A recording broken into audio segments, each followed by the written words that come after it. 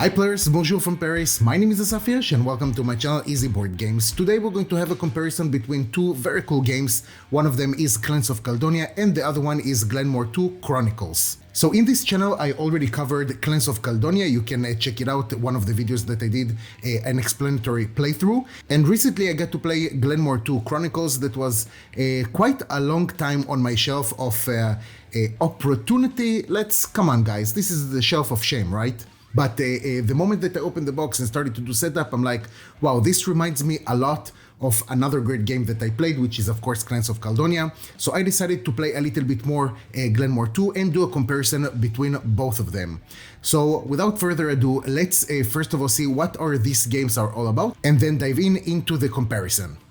In Glen More 2 Chronicles, each player is going to play a clan leader in the early days of medieval Scotland. In each turn, a player will take his Scotsman right over here and is going to put it on one of the tiles. That means he's going to choose it in order to add it to his territory. These are only the starting tiles or the early tiles, what you can see right over here. But later, as you can see over here in this tile, some of them will have a certain price.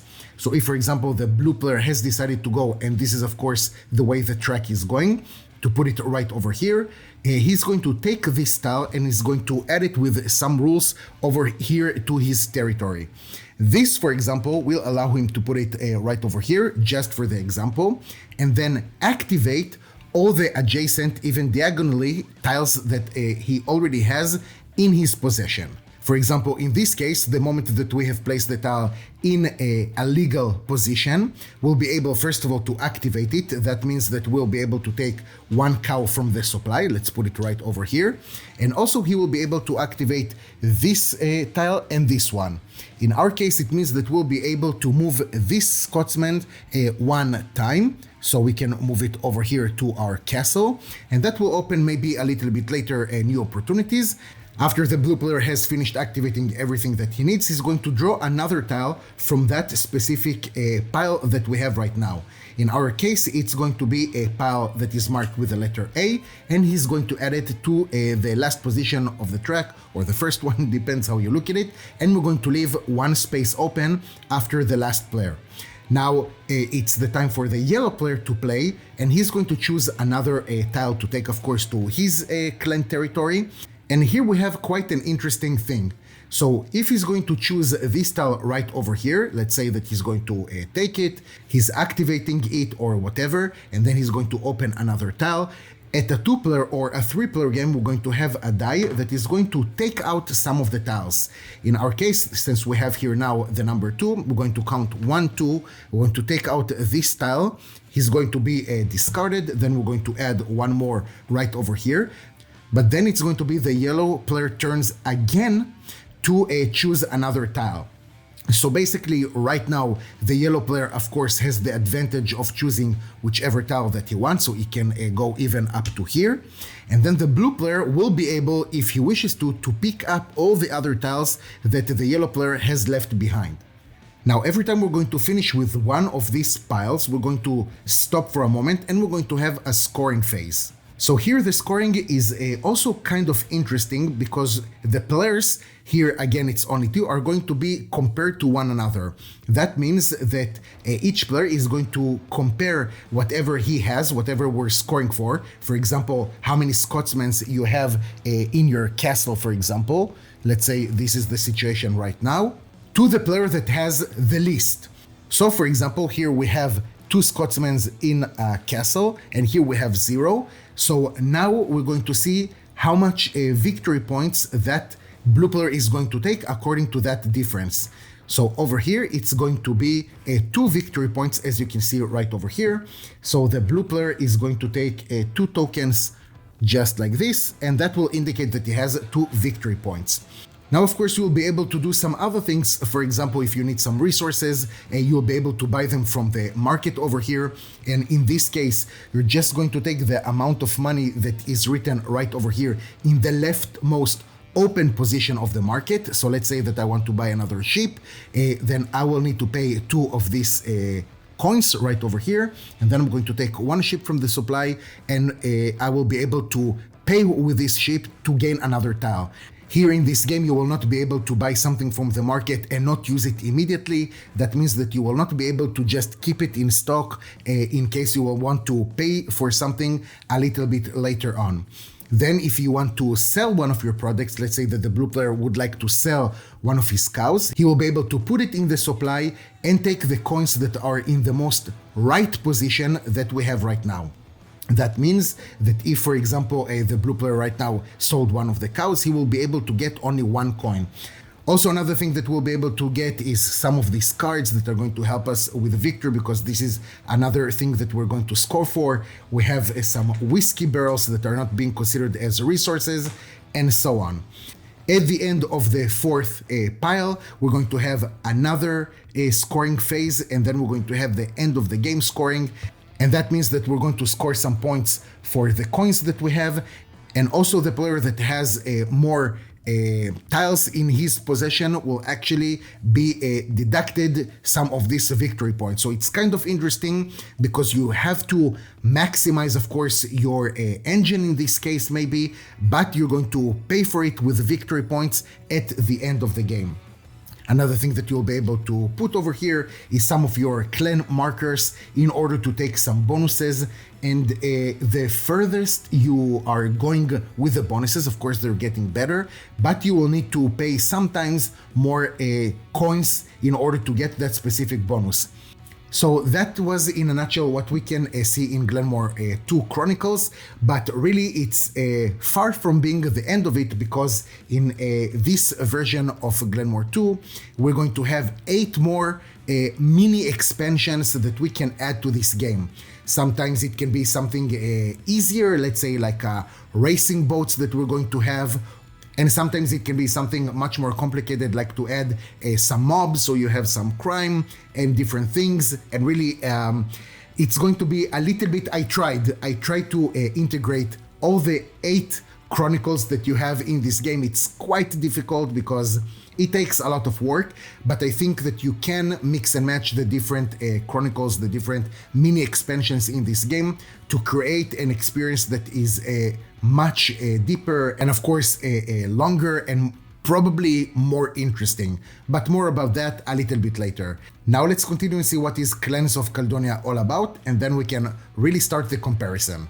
In Clans of Caledonia, each player, what a surprise, is going to play a unique historical clan, competing to produce, trade, export agriculture goods, as well as their famous whiskey. So over here, of course, I did set up again for 2 players. This is not exactly the final setup, because you're supposed to pretty much distribute a few workers on the board, and then you're going to continue forward. So at the beginning of the game, again, each player is going to distribute one of his workers, or a couple of them actually, which is going to be either a woodcutter or a miner. And later on, they will be able to expand by paying the cost that you can see is marked right over here on their player board. It can be either a bakery, let's say, just like this. It always has to be adjacent, or you can have some cows, sheep, and so on. Of course, you will be able to expand only if your shipping distance is corresponding to what you would like to do. So for example, this will be an illegal move for the white player, because according to the shipping distance that we can see right over here, he cannot cross rivers. So he will be able to do that only if this is going to be right over here. So expand, as we just saw, is only one of the 7 things that a player will be able to do in his turn. He will also be able to trade. So now I'm going to show you this trade board that we have right over here that has a pretty cool mechanism. So if the white player, for example, would like to sell one of the whiskey barrels that he has, he wanted to send one of his merchants to the sell side, as we can see right over here. And that will allow him to sell 1 barrel of whiskey at the price that the marker is showing. In our case, it's going to be 11 pounds that he will just take from the general supply, and the barrel of whiskey will go back to the supply. After he has sold, the value of each whiskey barrel is going to drop by 1, just like this. On the contrary, if the blue player right now would like to buy some milk, let's say, so again, he needs to send one of his merchants right over here, then he will need to pay 5, right? This is the cost that we have right over here with the marker. And then after he has taken this bottle of milk to his supply, the value of milk will raise by 1. So of course, when you have it at 2 players, maybe it's not going to be too much of a difference, although I can tell you from experience that it is going to have some effect on it. But of course, when you have more players, this board is going to be much more chaotic, let's say, and we're going to have much more influence. The next thing that the player will be able to do is to obtain one export contract. So this is another thing that we have here with the Clans of Caledonia. As you can see right over here, we have some contracts that we need to fill. That means that the first thing that we need to do is to take one of these contracts, and we're going to put it in our possession, let's say right over here. Then another action that we have is to fulfill this export contract. That means that we'll need to pay 1 bread and 1 barrel of whiskey, as we can see right over here. And then we will receive the prizes that we can see on the left. That means in this case, we'll receive 15 pounds and 8 of this resource that is actually a general resource. So in our case, I'm really sorry, I forgot the name of this resource, but we will move it 8 times. So from a 0, we will put it right over here at 8. It is possible that it is not tobacco, I'm sorry. It has another name, I apologize, it's just not going to happen, guys. After we finish fulfilling this contract, we're just going to keep it next to our player board. Another thing that we'll be able to do, as you saw before, is to upgrade our shipping. We'll be able to also to upgrade and have more merchants. That means we'll be able to send more merchants to buy. And the advantage is that when we're sending, for example, 2 merchants to sell something or to buy, we'll be able to sell or buy at that specific cost 2 times, right? So that only makes sense. And I'm saying that because we'll not be able in the same turn, and I'm going to talk about the turns or more likely about the rounds soon, we'll not be able to have 1 merchant on the selling and 1 merchant on the purchase. So we'll not be able to play with the market like that. If we have a merchant in one of the sides, we'll not be able to put another one on the other side. Another thing that we'll be able to upgrade is our woodcutters and our miners, just that they will bring us more income. So right now we can see that each woodcutter, for example, since now it is upgraded, is going to bring us at the end of each phase 6 pounds and not 4. So this is another cool thing that we have over here, these upgrades. And after all the players have passed, we're going to score points according to what we have over here in this style that are going to change, of course, from one game to another. And of course, their locations is going to change. And also we're going to produce whatever we have right now on the board itself. So for example, again, the white player in this case, on top of the money that he's going to produce from woodcutting and bringing some stone, is also going to produce milk. So now we can either keep this bottle of milk and sell it in the next phase or something like that, or if we would have had this, let's call it fromagerie for now, okay? We're in France, right? It's allowed. Then the next thing that I will be able to do in that specific time after I've passed and we're solving the end of the round, we'll be able to transform 1 bottle of milk to 1 cheese.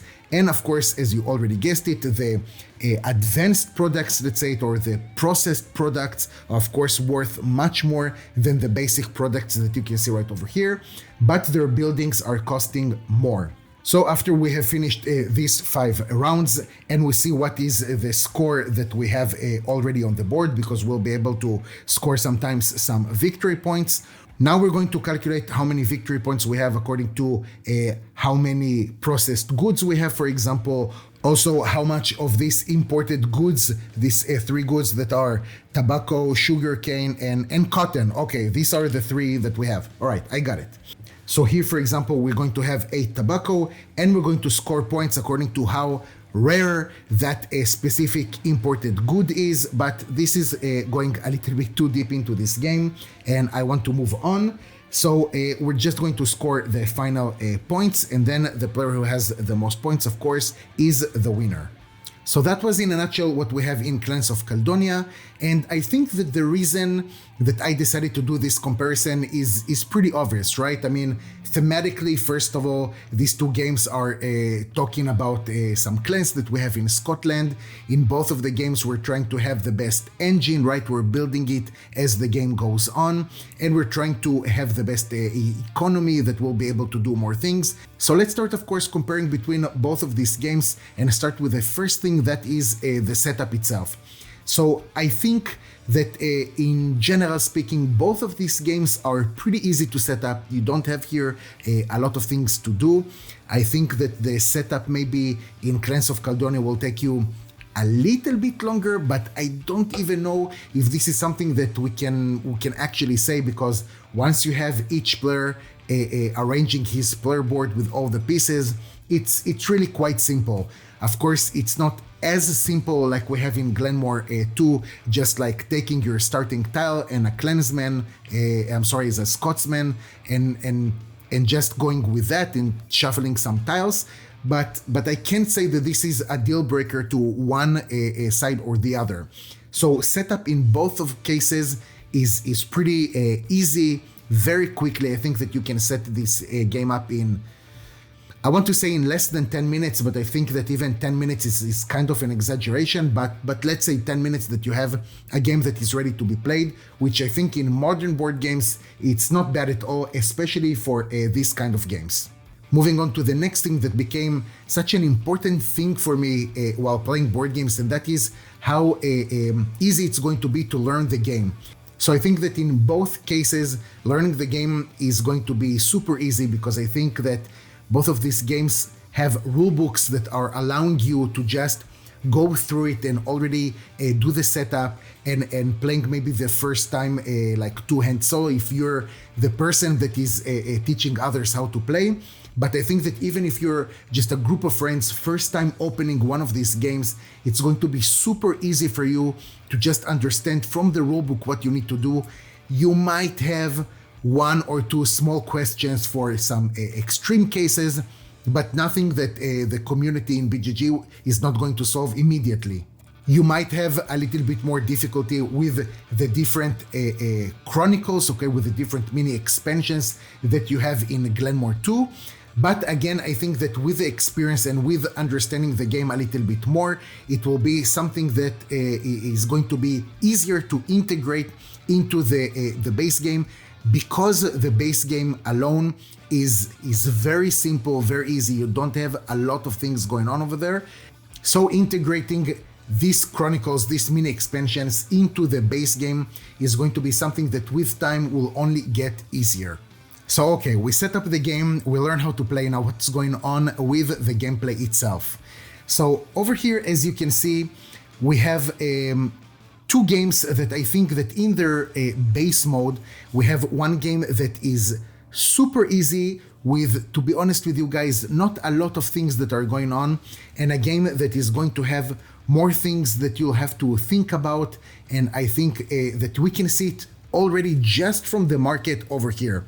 It is true that we have over here 5 things that will be able to be in the market, and here we have 6. But the number of things that we'll be able to do with the different resources that we can find in Clans of Caledonia is just higher than the number of things that we'll be able to do over here with Glen More 2. But again, I'm talking only about the base game itself.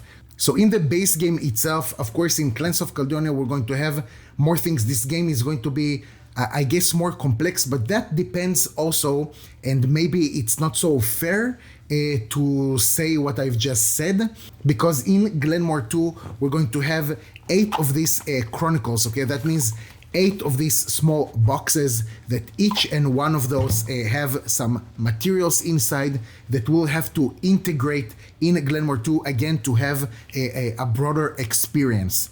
So the thing is that I don't think that you'll find yourself integrating the whole 8 chronicles into the base game. Personally, I think that it's too much.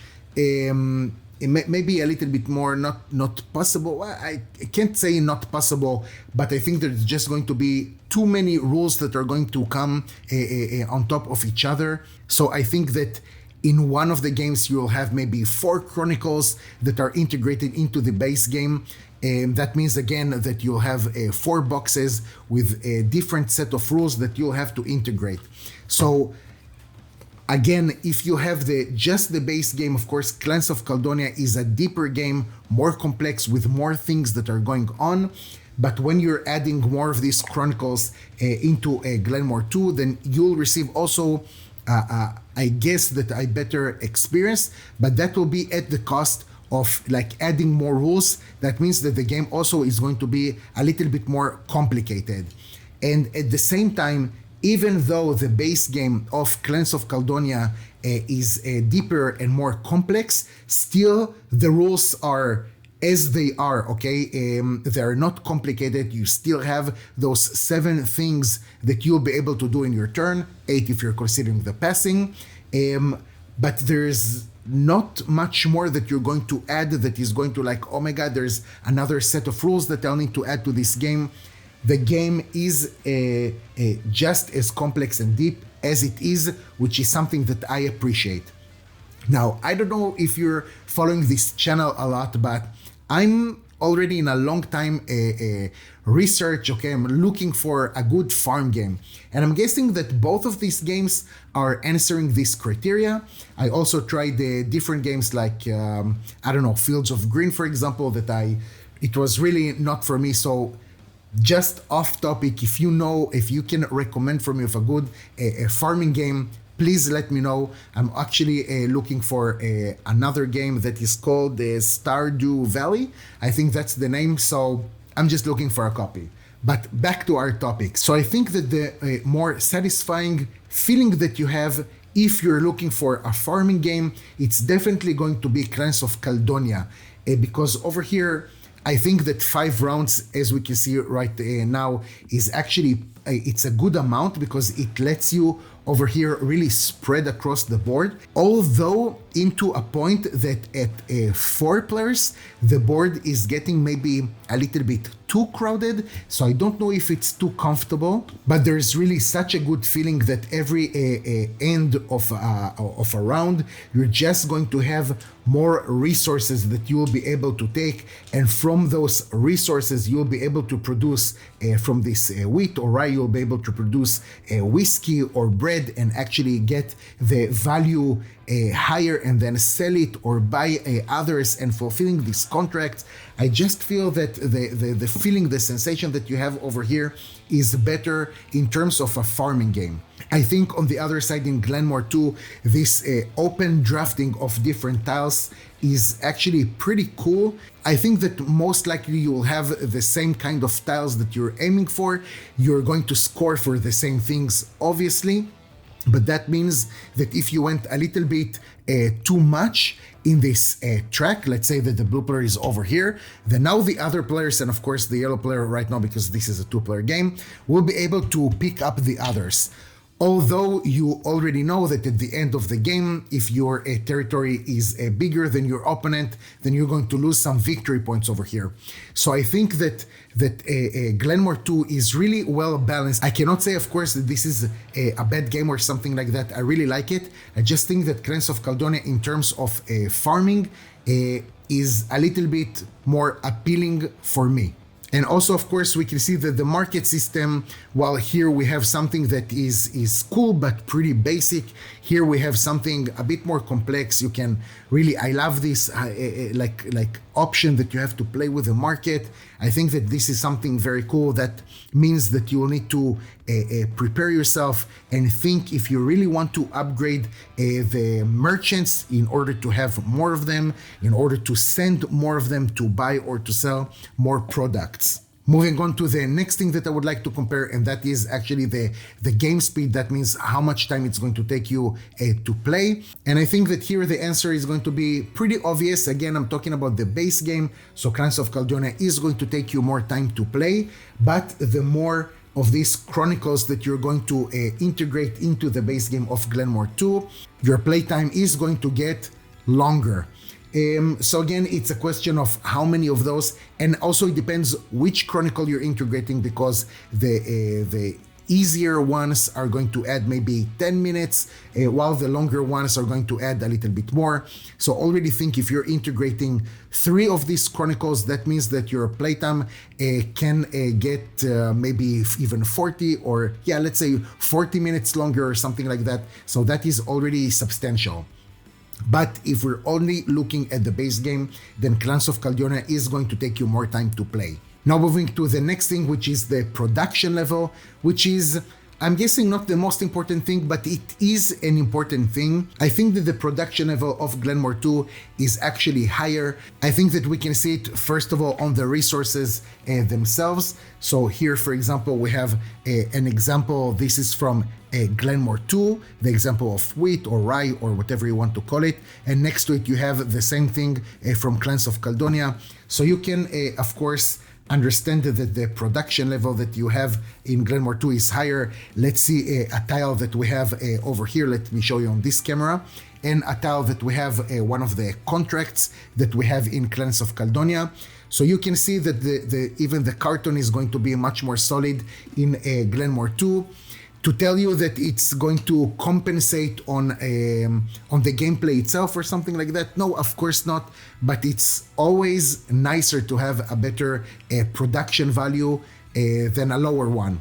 Now with production level, I would expect that the price will be a little bit different, but actually here the prices of both of these games are pretty much the same. So it goes, I think, if I'm not mistaken, around $60 euros, depends where you're from, for the base game of each of these games. Now I'm saying the base game because for Glen More 2, let's start actually with Clans of Caledonia. We're going to have, if I'm not mistaken, an expansion that is coming out this year, or actually supposed to come maybe in the first quarter even. I'm not so sure about this information, but for sure it's going to come out this year. An expansion for Clans of Caledonia that is supposed to be pretty cool from what I've seen so far on YouTube. And an expansion for Glen More 2 that we have already, and that is this one that is called Highland Games, that you can see right over here. And actually, the thing that this expansion is going to add, besides some more chronicles, some more modules for this game, is the solo mode for Glen More 2.